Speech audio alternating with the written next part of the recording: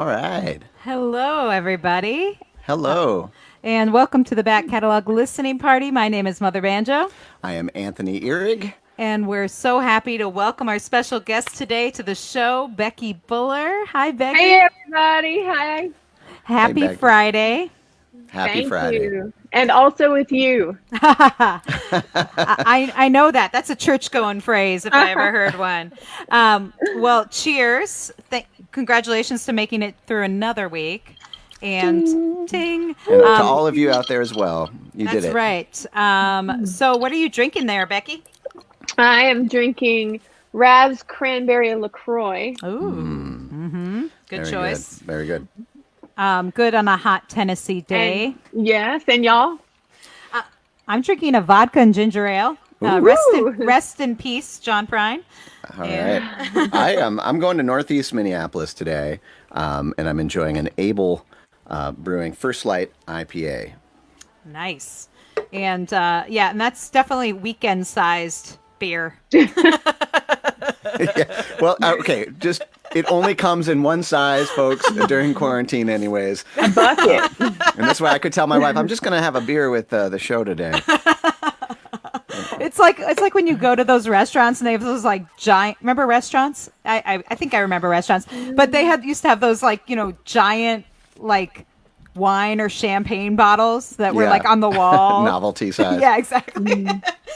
Anyway, well, we're happy that you all are joining us today on the Back Catalog Listening Party. For those of you new to the show, this is where Tony and I get together every Friday at 4 and welcome special guests to revisit one of their older records, talk about the songs, answer your questions. So that's what we're going to do today with Becky Buller, and we're so excited about this. Yeah. So Mother Banjo and I are both huge fans of yours, Becky, but we do know that a lot of people tuning in are coming from other genres of music. Could you give those folks just a brief bio, the 50,000 foot overview, and then maybe talk a little bit about how the record we're gonna listen to today fits into Sure. Well, I grew up playing bluegrass music in southern Minnesota. And my family had a band called Prairie Grass the whole time I was growing up. And so I picked up fiddle so I could sing in their band. And then that took me to East Tennessee State University in Johnson City, Tennessee, to school. I studied bluegrass music and public relations. I took a job with Valerie Smith and Liberty Pike right out of school and toured around with her for 10 years. And then I took a little break. Then I toured with Darren and Brooke Aldridge and for a couple seasons. And then since about 2015, I've had my own band, my own outfit, the Becky Buller Band. And we've been grateful to come back up there for some Mbotma events. It's always great to get to come home. Oh, yeah. You're a crowd favorite here, Becky. I can speak for thank you. Any Mbotma people in there watching right now. Let us know. Let you tell Becky how we feel about her here. Please do. And I love Mbotma, and I love Minnesota.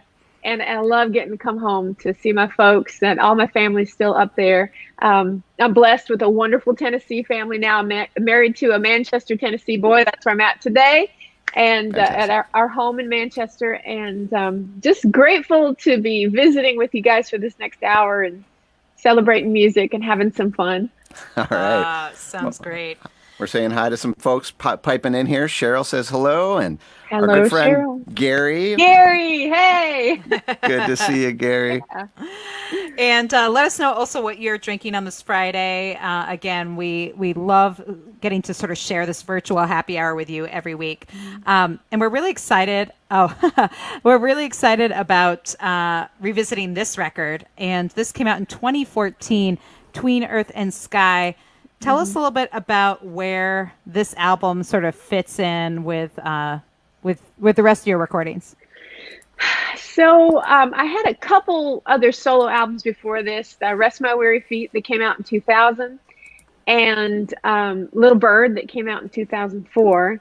And then 10 years went by because I was, picking and singing with Valerie and doing recordings with her, and just didn't get around to putting out a solo record. And then I got to 2012, 2013, and I had a change in what I was doing, and started thinking toward putting out an album, and went to talk to my friend Stephen Mogen, about producing it for me, and he said, well, why don't we do it for my label? And so I've been with Dark Shadow Recording ever since.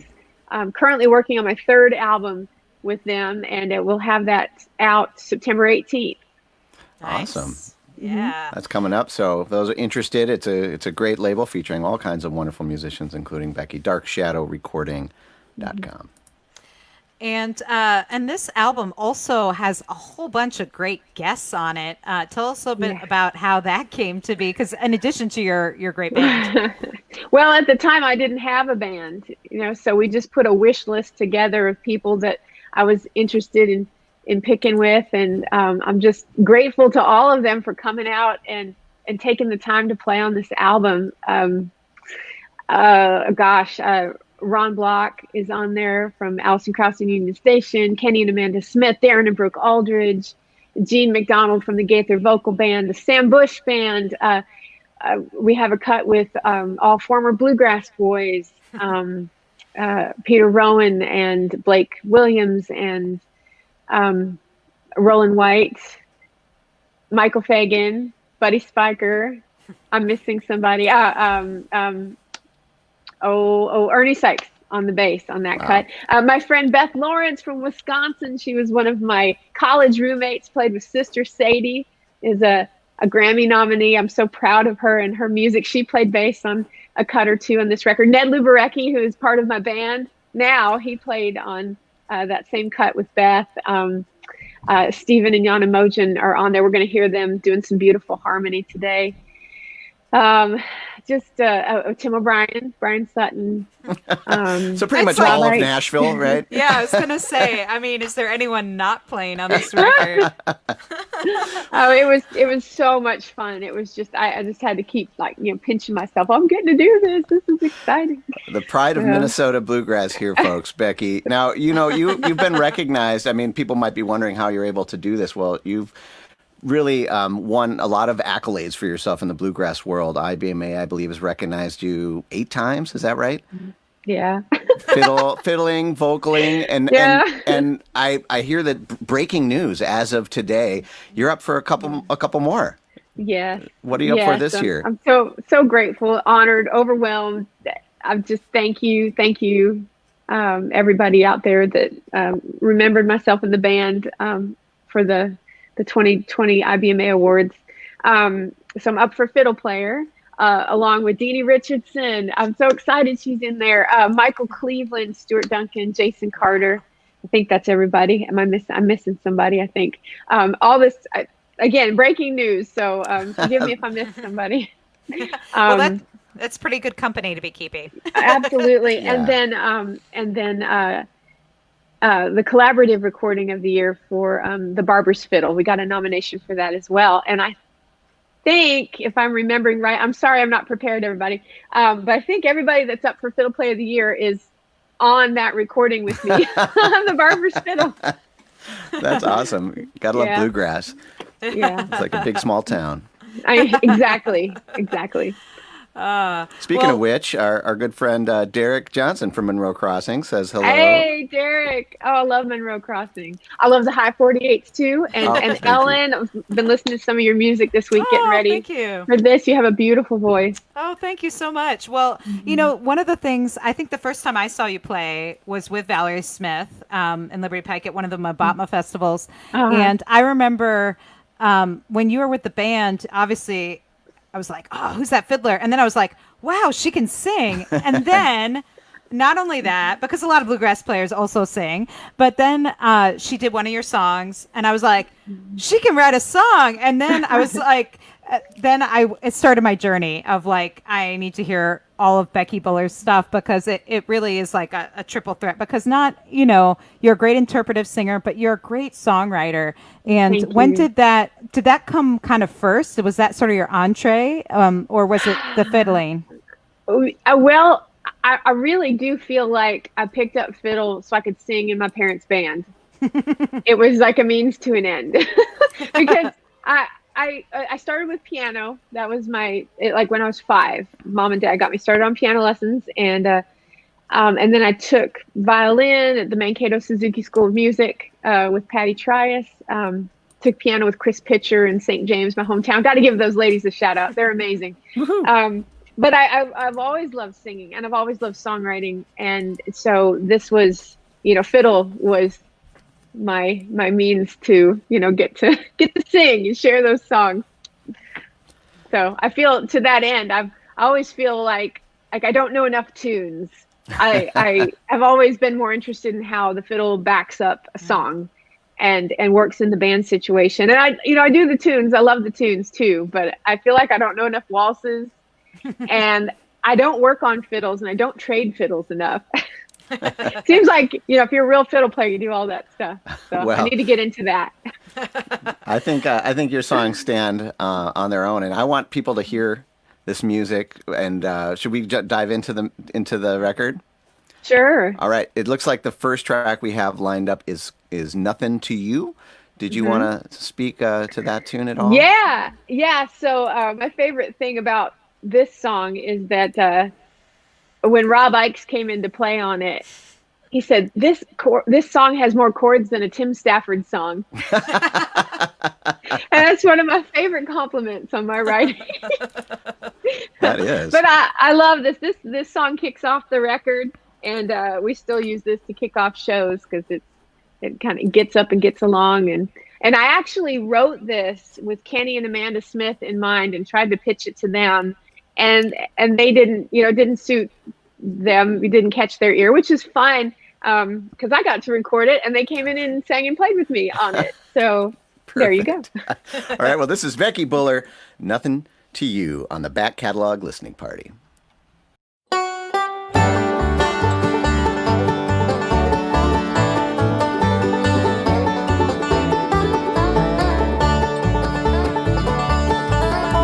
I open my home to you. I open my heart, trusting that you would see what I saw all along. How could I know that you were just playing a part, biding your time until you heard a sweeter song?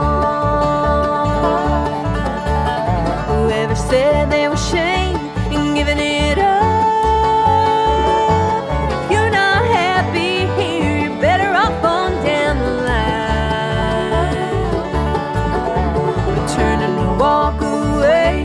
isn't enough. You gotta burn down everyone you left behind. When it's all said and done, you're the only one that matters. There ain't no getting through to you, even though my heart's been tattered, torn and bruised, 'cause I mean nothing to you.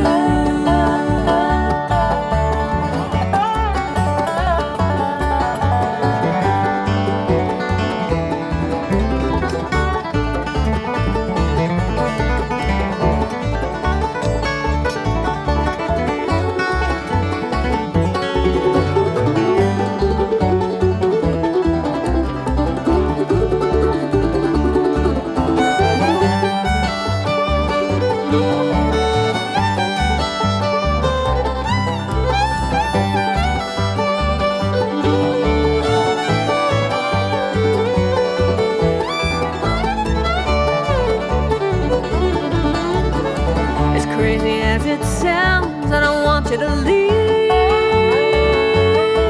It's many a well-worn road we've been across. I hope you finally found whatever you need, but I'm sorry for you, 'cause you don't know what you've lost. When it's all said and done, you're the only one that matters. There ain't no getting through to you,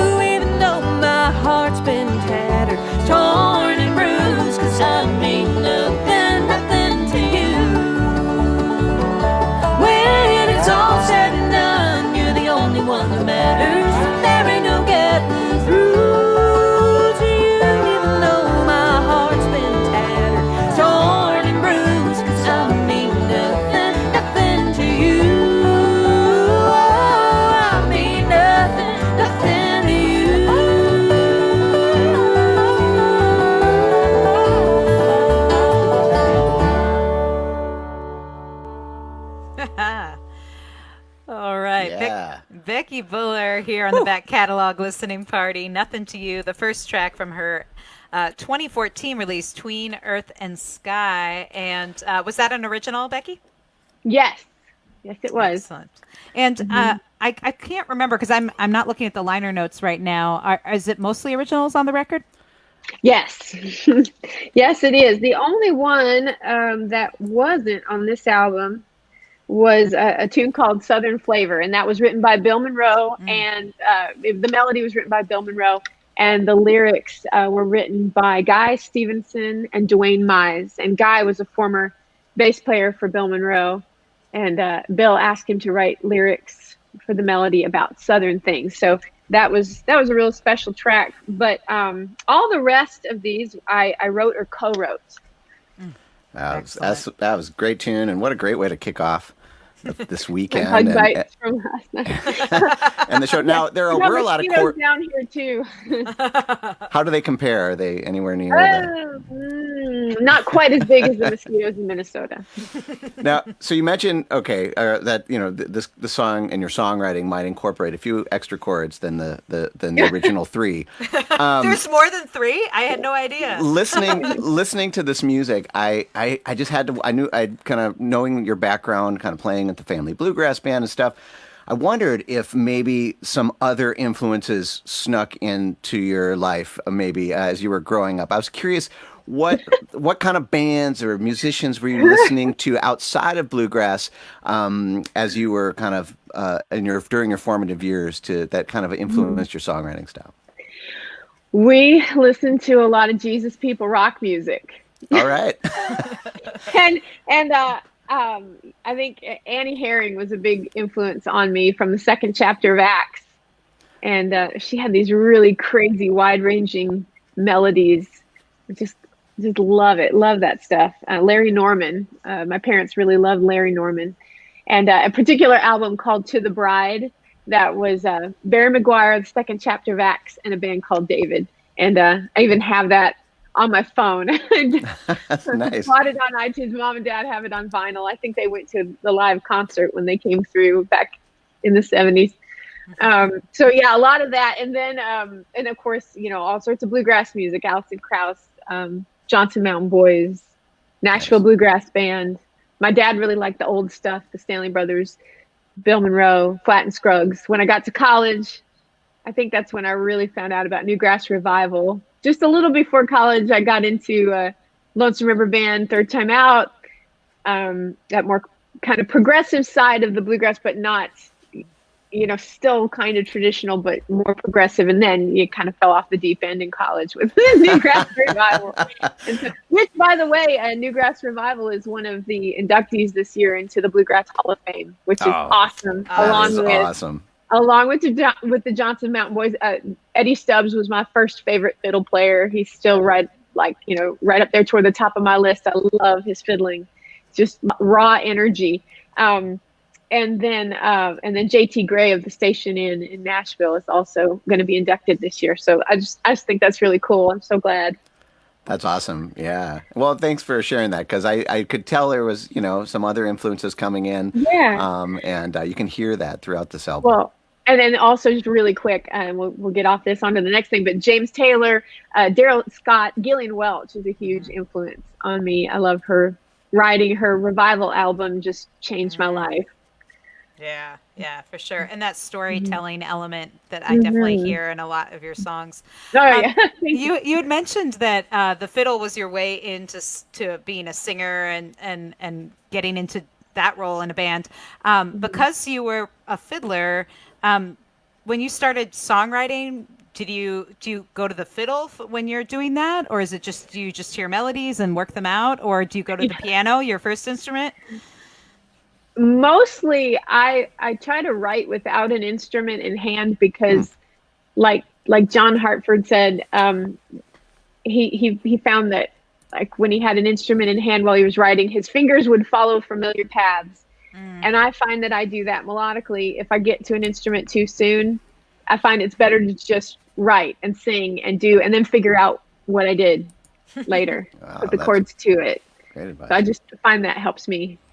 Yeah, that is very cool, and it also explains maybe some of those unexpected patterns that we were talking about, unexpected chords. Because sometimes, yeah, you just sing what you hear, but if you're going to your normal three chords, Yeah. which maybe is more of a banjo player's problem than a fiddler's problem, I don't know, but so tell us a little bit about where you recorded this. And I know you mentioned all the great players you brought in, but where did you record this? What, in a studio or? Yes, at the time, Stephen Mojo, my producer, who is also the guitar player for the Sam Bush Band and has been for many years now. At the time, he didn't have his own studio, so he was renting space from Richard Smith, another fantastic fingerstyle Chet Atkins kind of guitar player. Check him out if you haven't heard of him. He's amazing. Yes, he is. World class. Incredible. Yes. So we were recording this at his studio out behind his house. Nice. He's been doing quite a few streams I've been seeing out in Nashville. Some of the only live music I've been seeing is from Richard's studio. Yeah. Yep. Yeah. I think I saw he had a group in there the other day. I'm sure he's had many. It's been hard for me to keep up. There's a lot going on online because, well, because other things are shut down. But I saw one with, I want to say Casey Campbell playing mandolin, and maybe Mike Bubb was in there. I'm not sure. It's a who's who. Yeah, yeah, for sure. I know they were playing Carroll County Blues. Nice. Awesome. Well, this next song we have queued up, Home. Tell us about this song and maybe where the inspiration for this song came from. Sure. So when my husband and I started dating, when we first met, he said that he knew I was it. And he always, if you ask him, he'll say that to this day. And but for me, it took maybe a month or so. And then this song just fell out of my head. And so that was kind of, I felt like that was, my subconscious telling me that this is it. This is the one. And we've been together now. We've been married 11 years. So Awesome. This is for him, my husband, Jeff Haley. And again, I'm so blessed in my Tennessee family. I have a really wonderful family down here, in addition to my wonderful family in Minnesota. Fantastic. All right, this is Becky Buller, Home, on the Back Catalog Listening Party.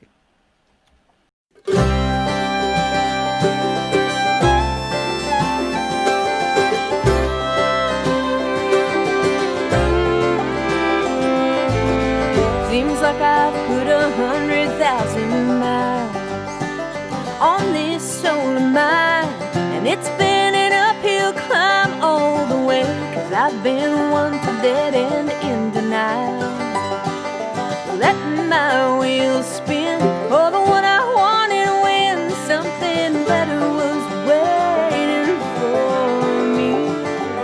At home, holding you feels like coming home to a place I've only known in my heart of hearts. Could this be the start of forevermore? Holding you feels like coming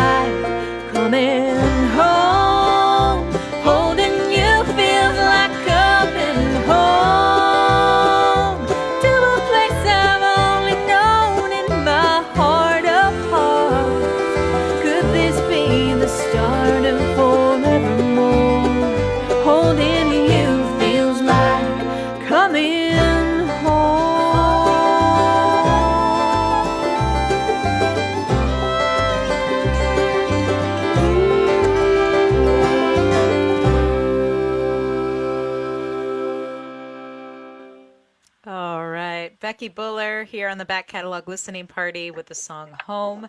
And that's from her 2014 release, Tween Earth And Sky. And Becky is joining us today from her home in Manchester, Tennessee.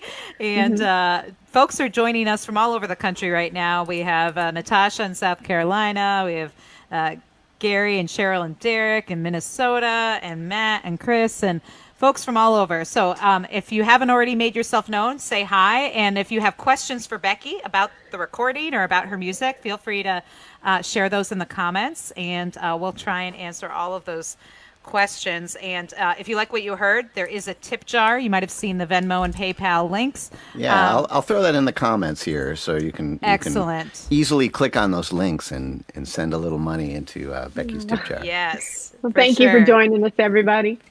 Yeah, so I have a question, and that is I'm always curious about arrangements. Like, there's a lot of layers going on in these songs, and I'm always curious how much of that is something that maybe you built into the songwriting process, and how much of that kind of organically came out through the recording, maybe because of the influences of the different musicians, especially since this wasn't a band. Right. Can you speak to that at all, the well, arranging? Yeah, there's a lot of, all of the above going into it. And I had forgotten, this is great listening to this, because I have played this so long where I'm just doing, a single fiddle on it. I totally forgot that I had done a second fiddle. I was trying to do sort of an Alison Krauss thing with the meandering fiddles under there.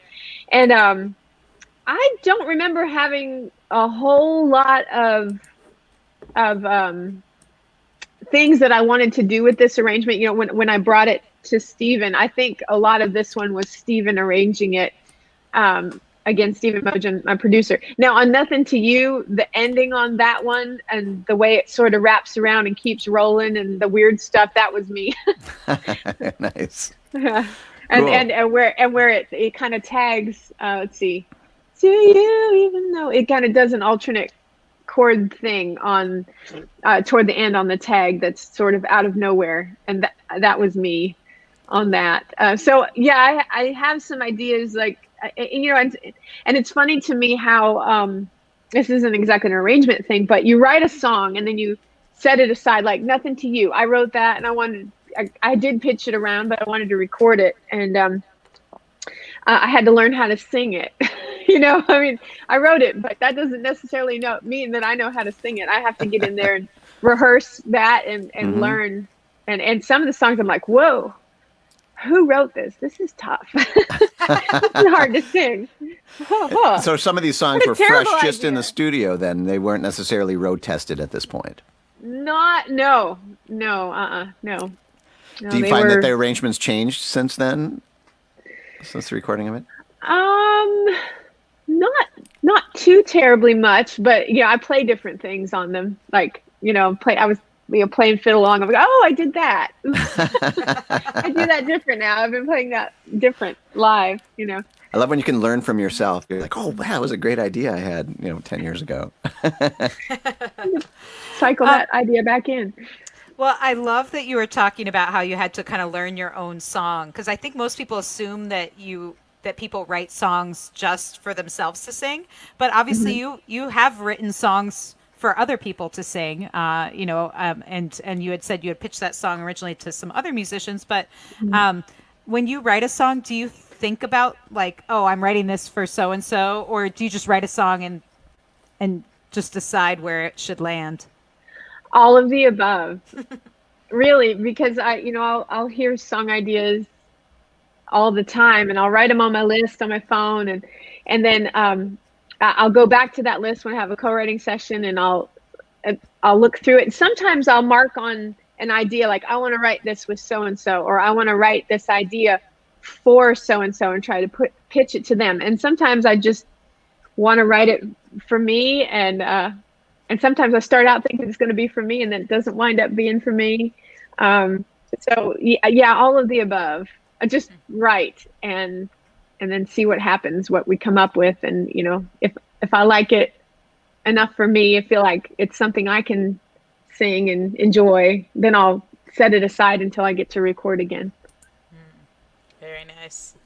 We did have a songwriting question since we're on this topic from Matt, who asks, I have a question. What is the best time of day for you to write songs? Man, that's tough. Because I'm a mom of a little kid and a band leader, and right now trying to wrap up this new recording and stuff. It's a bad time for me to write. There's just too much going on in my head. It helps me these days to be able to like book some time and go write with somebody else or write online, via Skype. I do a lot of that. And that helps me get in the right headspace. But yeah, it definitely helps to block that time out. Often, it's in the morning while my daughter's at school. Or, it's, usually morning, sometimes late night, depends on when the inspiration hits. And again, it's really helps these days to block that time out and do some writing, which is hard for me to do on my own at home because there's just so many things to be done. There's always laundry. Yep. Although I do tend to write more when I'm driving, long distances, and I have that time to think when I'm occupied with my body's occupied with something else, and my mind can just. It's like doing the dishes or laundry. Yeah. Mowing the lawn. When I was a kid, that was my job, to mow the lawn, and I would write a lot of songs while I was mowing. That's cool. Great. Thanks for that question. And if you have more for Becky, please let us know. Yeah, and Josh said congrats on the IBMA Fiddler of the Year. We have Matt from Canada, Penny from Northfield, Minnesota. So folks listening from all over today, thank you so much for tuning in. And again, the concept of the show is we invite different artists on for an hour to dig back into an older release, and we explore the recording together, answer your questions. And here is a question for you from Perry. How did you decide where you were going to college? When I was 16, there was an album that came out from the band Lou Reed, Terry Bacham, and Carolina. It was called Carolina Moon, and I just loved that album. And Marcus Smith, who was playing bass for them at the time, had been through the East Tennessee State University Bluegrass program. So they got Jack Tottle to do the liner notes for that album. And Jack Tottle was the founder of the Bluegrass program at East Tennessee State, and at that time was still director of the program. And I was just over the moon to find out there was a place that I could go to school to get credit for playing bluegrass music. And I told my parents I'm going to go there, and they're like, "Oh no, you're not. No, you're too much of a homebody."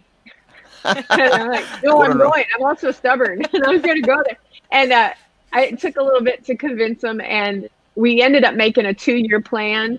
I ended up doing post-secondary option and went to Gustavus in St. Peter, Minnesota, for my senior year of high school and my freshman year of college. And that way I got used to being away from home, an hour away, because my hometown is St. James, Minnesota. I'm not sure if we'd said that yet, but so anyway, got used to being away from home, an hour away, and then I went 24 hours away to Johnson City, and I've been in Tennessee ever since. I can't believe it's been since 1997. It's been a long time already. Gosh. Well, for a homebody, you also have traveled quite a bit with your band and with other people's bands. Do you miss the travel, or are you enjoying this sort of extra time at home? It's so hard. I love being home, and I love having this time with our daughter, Romy, is 7, and she's really grown in just the last few months. She's gotten so much taller, and my husband and I just keep looking at her going, and so that's been sweet. But there's still a lot of gypsy in me, and so much of my identity is wrapped up in playing music and being on stage and traveling with the band, and so I miss that a lot and look forward to the time we can get back to it. Yeah, for sure. We got another question from Josh saying, what is your favorite way to play, Celtic or bluegrass?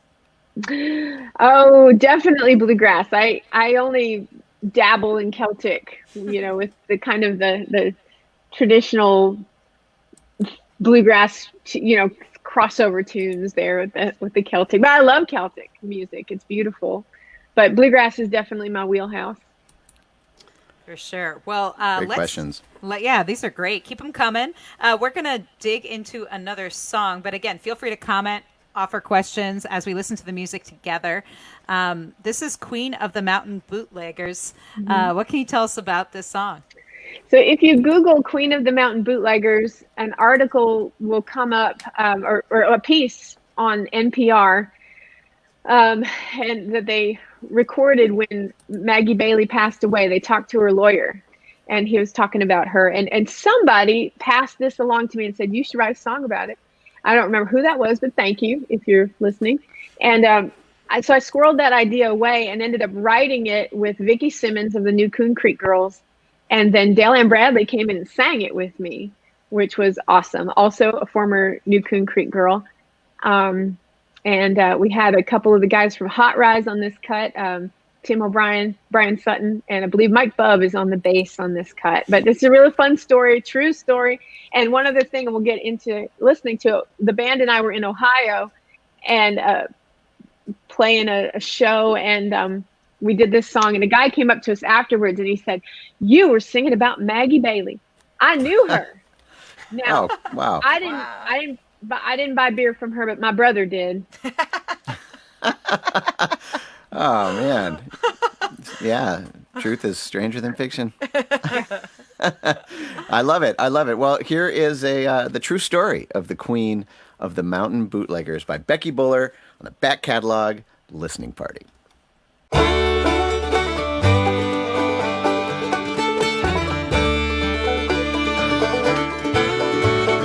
All of Harlan County knew Maggie Bailey's occupation, how she sold and sometimes brewed unlawful libations. East Kentucky poverty, along with prohibition, and several younger mouths to feed encouraged her decision. She was the queen of mountain bootleggers. Bless her heart, she's gone, long gone. Lord, we love her still. Only once in 41 did the jury find her guilty. 150 half gallons put her in the penitentiary. 2 years later, Mag came home. Over town was glad to see her. She'd proved herself an expert on the laws of search and seizure. She was the queen of the mountain bootleggers. Bless her heart, she's gone, long gone. Lord, we love her still.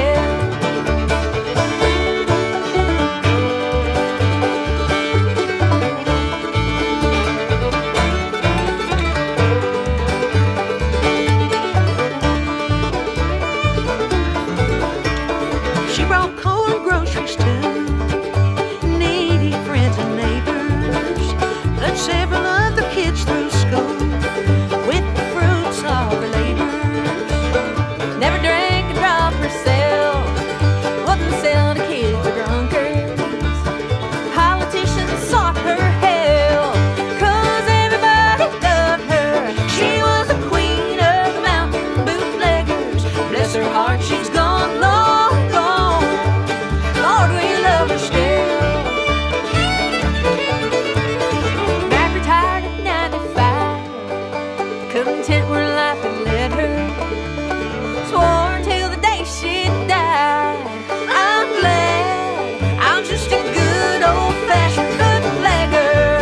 She was the queen of the mountain bootleggers. Bless her heart, she's gone, long gone. Lord, we love her still. She was the queen of the mountain bootleggers. Bless her heart, she's gone, long gone. Ah. All right, Becky Buller here on the Back Catalog Listening Party with a song Queen of the Mountain Bootleggers from her 2014 release Tween Earth and Sky. And tell us a little bit about that title and, I'm guessing we're all in between Earth and Sky, but Yeah. So that is from the song "Didn't Die," and just a line from the song, which is a ghost story, and the ghost is telling her story. And when I brought this song to Steven to include on the record, he's like, "Are you sure you want to do this? I mean, this is really dark and spooky and kind of scary, and what's your dad gonna say?" And I was like, "I don't care. I want to do it. I love this song." And this song took about, I don't know, like 7 years to write, because I got stuck and I couldn't figure out how the ghost exacted revenge. And then I saw Legends of the Fall, that movie, and so that gave me an idea of how to go about wrapping up the story and tying it all together. And it's funny, my brother, who's a Lutheran pastor up in northern Minnesota, this is his favorite song from the record. So I guess he's one of those dark Lutherans. There's a few of them out there. Yeah. Well, this was really fun. Let's see. Stephen Mogen is playing on this, and he played regular guitar, but also a baritone guitar that we borrowed from Buddy Miller, which was very, very cool. And then Todd Parks is on the bass from the Sam Bush Band. Rob Ikes on the Rezzo guitar. Darren Aldridge on mandolin. And I'm playing fiddle and clawhammer banjo. And then Daryl Scott is adding the spooky harmony vocals. Oh, yeah. On that one. I hope you had this song queued up to play next. I sure yeah, did. we do, actually. Yeah. And I actually had forgotten that the title was in this song, believe it or not. But it was perfect. So, Yeah. Okay, good. yeah, we'll definitely All those take years a of listen to radio, Ellen. Yeah. Paying off. Before we jump into this tune, though, I just want to ask about the banjo, because clearly the fiddle was, an early instrument, but I heard some on that last track too, and I was thinking, for a song like that, it wanted that old timey clawhammer style banjo. When did you get into the banjo? How did that come about for you? Because of Gillian Welch. Ah, Yeah, I heard her playing clawhammer on some of her songs. I was like, oh, well, I got to do that. I got to learn that. So I took lessons from Dr. Richard Blaustein at East Tennessee State, and a couple years, I think, of lessons from him, and really enjoyed it. So, and mostly I'll use the banjo to back up songs. I play some tunes too, but mostly it's just, singing and clawing. well, it adds a great texture to these songs, especially this one. This is "Didn't Die," Becky Buller, the Back Catalog Listening Party.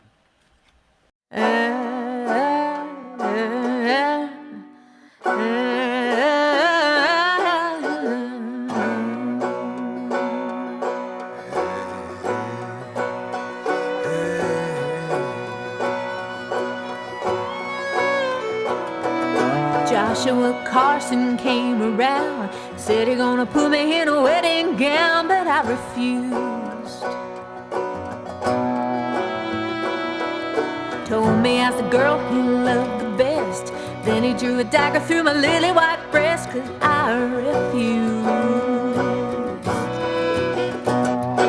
They ruled my death a suicide. The family was ashamed. And oh, how Joshua did cry over my grave. But what they don't know is I keep walking between earth and sky. I'm not living, but I didn't die.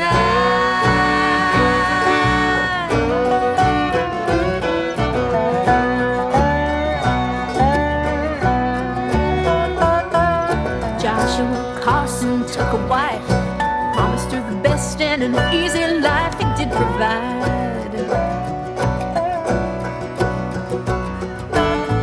In the shadows I watch and wait, all the while nursing a burning hate for him and his blushing bride. 'Cause happiness is what they have, but only for a time. 'Cause Joshua had yet to pay the debt of his crime. And what they don't know is I keep walking between earth and sky. I'm not living, but I didn't die.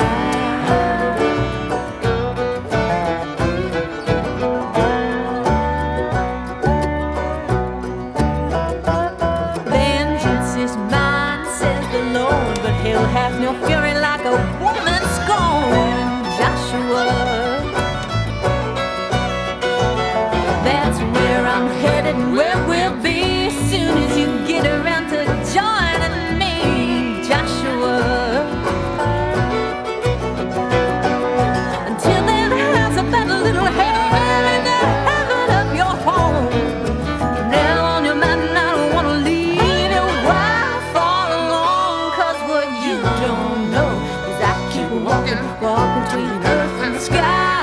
Nothin, but I didn't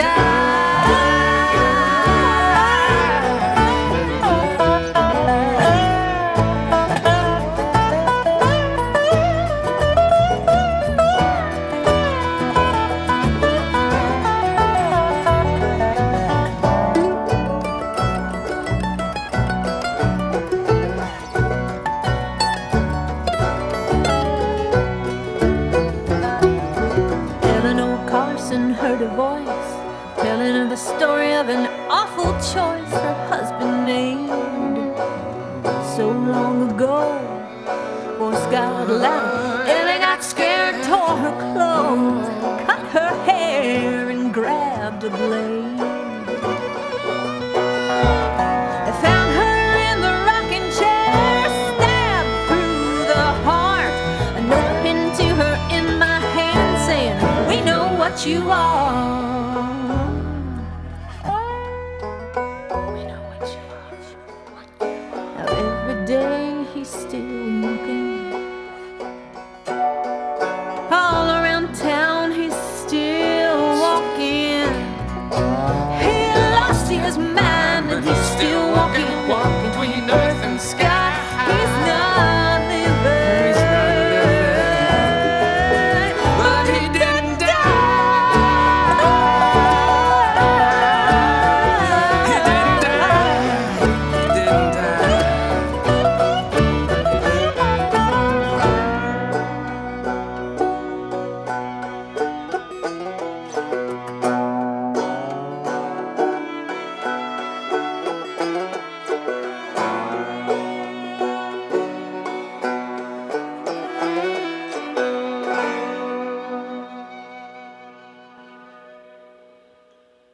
And that was Didn't Die from Becky Buller's 2014 release, Tween Earth and Sky, here on Back Catalog Listening Party.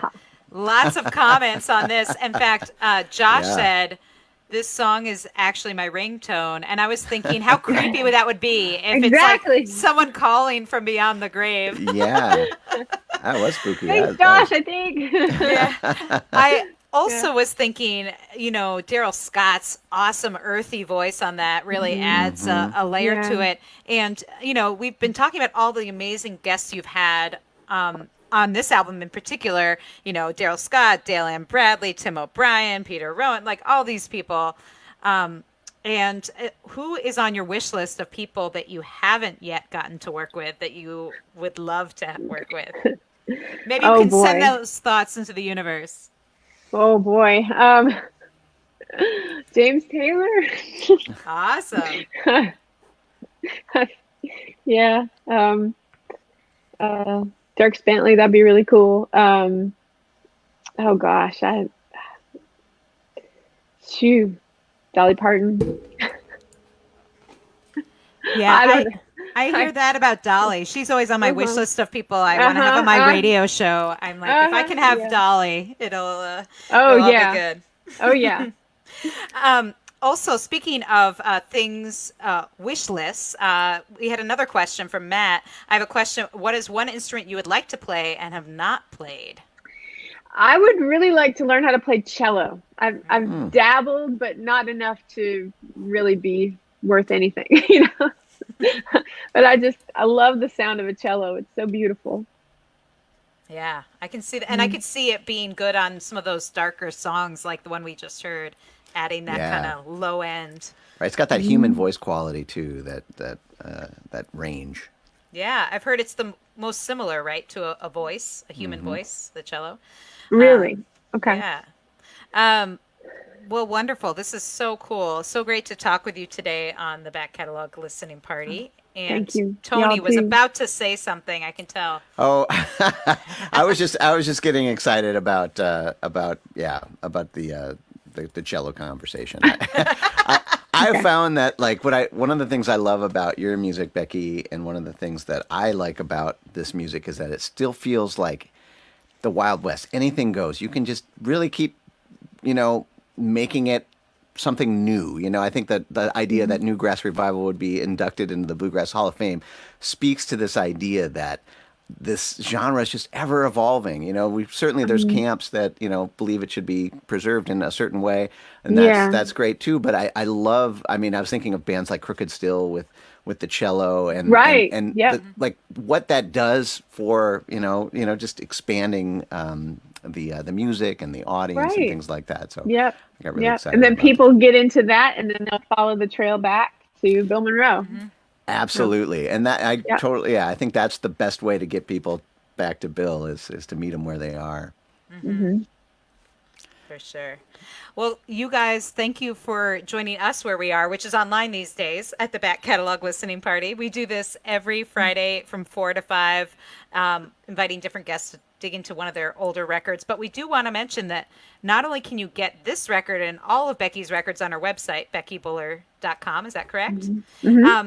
But also, Becky had mentioned this, but she is working on a new record, which is coming out in September. Is there any, and I know there's a single out that's available now on the digital platforms, which is going to be on that new record, right? Yes, we have 2 singles out from the new album. The first one's called The Barber's Fiddle, and there's a whole boatload of guests on there, some singing with me, some fiddling, and we have 18 different fiddlers on there total. Oh, man. So it's crazy. And then my band is on there too. And then we also have one it's just my band, and it's called More Heart, Less Attack. It's a cover of a Need to Breathe song, and it's just got a really timely message. And, we didn't set out to put that song out during this time, but it's a message we need to hear all the time about being peacemakers. And I love it. I love it so much. We've been doing it for a while. Anytime that we have an all gospel show, we'll throw it in there to change things up a little bit. But it's definitely a different feel for us. It was a lot of fun to play that song. So that's going to be on the new record too. And we have a new single that's coming out July 17th. Be on the lookout for that with some extra special guests. Excellent. Awesome. Wonderful. And all that can be found on your website, correct? All that information. Yes, and on my social media, and you can get to my social media through my website, beckybuller.com. Excellent. All right, there you go. Bookmark it. Wonderful. Well, do we want to squeeze in one more song? Yeah. Is it the song I'm thinking it is? Speaking of gospel. Yes. It's all about singing light into darkness and good. I like to end healing. this one. Awesome. I think also Absolutely. agree this is a great way to end the hour. Do you want to say anything about this song, Make Us to Shine? Well, you said what I normally say about this one. I think it's, again, a message we need to hear. And I just want to encourage everybody to go out there and radiate light and love and hope and healing to yourself, your families, your community, our world. We just need it so badly.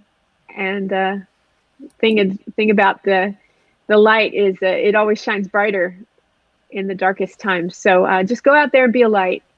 Bring some joy to somebody today. And thank you again for joining us here. And it's just been a joy for me to be with you. It's been great to have you here, Becky. All right, here is Make Us to Shine by Becky Buller on the Back Catalog Listening Party.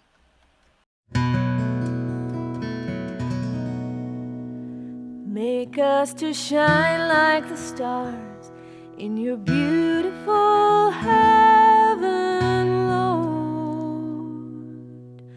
Blameless and pure, reconciled and forgiven, Lord. May we be worthy in your sight to illuminate the night. Make us to shine like the stars in your beautiful heaven, Lord. We all have far to go. Something in us is searching. Teach us to heal. So many around us are hurting. Humbly we ask you, show us the path to love, and make us to shine like the stars in your beautiful heaven, Lord. Blameless and pure, reconciled and forgiven, Lord. May we be worthy in your sight to illuminate the night. Make us to shine like the stars in your beautiful heaven, Lord. We all have different ways of seeing ourselves in your likeness. Open the veil, show us your face through the darkness.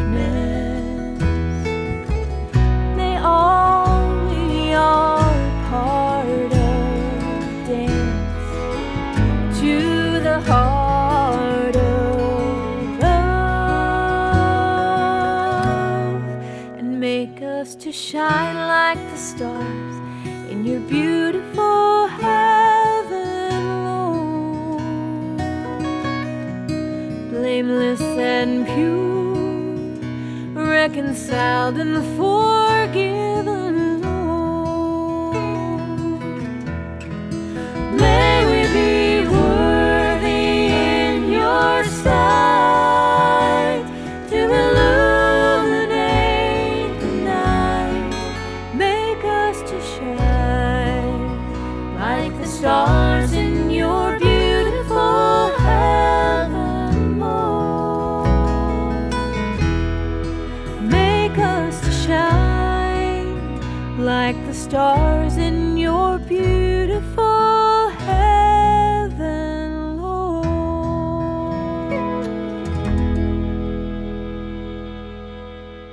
Make Us to Shine from Becky Buller's 2014 release, Tween Earth And Sky. Becky Buller joining us live today on the Back Catalog Listening Party from her home in Manchester, Tennessee. Oh, so great to spend this hour with you. Oh, and Thank hi, you we have a so much for visitor. having- This is Romy. Romy. Hi, You Roni. say hi. Yeah. And that's Callie, the kitty cat back there, and my husband is back here too. Jeff Haley. Excellent.